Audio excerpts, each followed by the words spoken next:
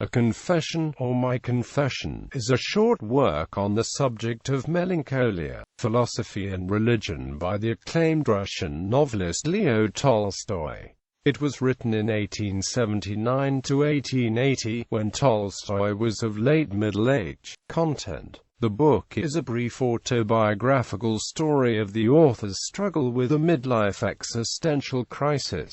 It describes his search for the answer to the ultimate philosophical question: if God does not exist, since death is inevitable, what is the meaning of life? Without the answer to this, for him, life had become impossible.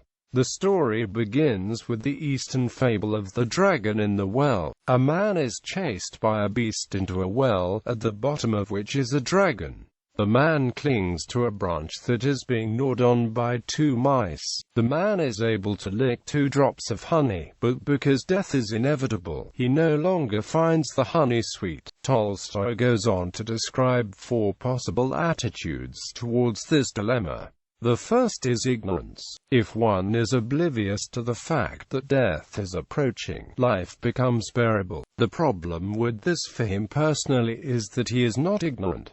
Having become conscious of the reality of death, there is no going back. The second possibility is what Tolstoy describes as Epicureanism. Being fully aware that life is ephemeral, one can enjoy the time one has. Tolstoy's problem with this is essentially moral. He states that Epicureanism may work fine and well for the minority who can afford to live the good life, but one would have to be morally empty to be able to ignore the fact that the vast majority of people do not have access to the wealth necessary to live this kind of life.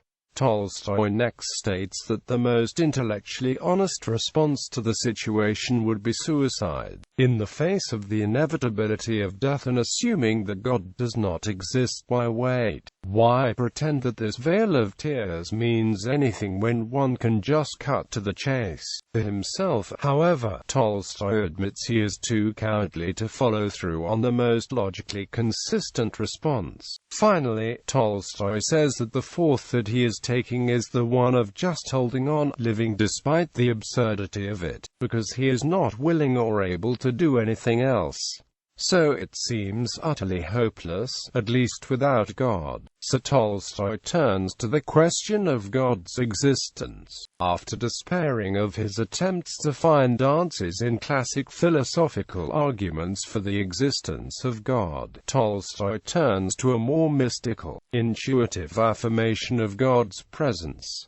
He states that as soon as he said God is life, life was once again suffused with meaning. This faith could be interpreted as a Kierkegaardian leap, or a disingenuous compromise. But Tolstoy actually seems to be describing a more Eastern approach to what God is. The identification of God with life suggests a more monistic metaphysics characteristic of Eastern religions, and this is why rational arguments ultimately fall short of establishing God's existence. By misidentifying God, philosophical arguments miss the point. Tolstoy's original title for this work indicates as much, and his own personal conversion is suggested by an epilogue that describes a dream he had some time after completing the body of the text, confirming that he had undergone a radical personal and spiritual transformation. History. The book was originally titled An Introduction to a Criticism of Dogmatic Theology. Is the first part of a 4-part work that also included a criticism of dogmatic theology, the 4 Gospels harmonized and translated, and what I believe. The first attempt at its publication took place in 1882, but Tolstoy's work was removed virtually from the whole edition of the journal by Orthodox Church censorship.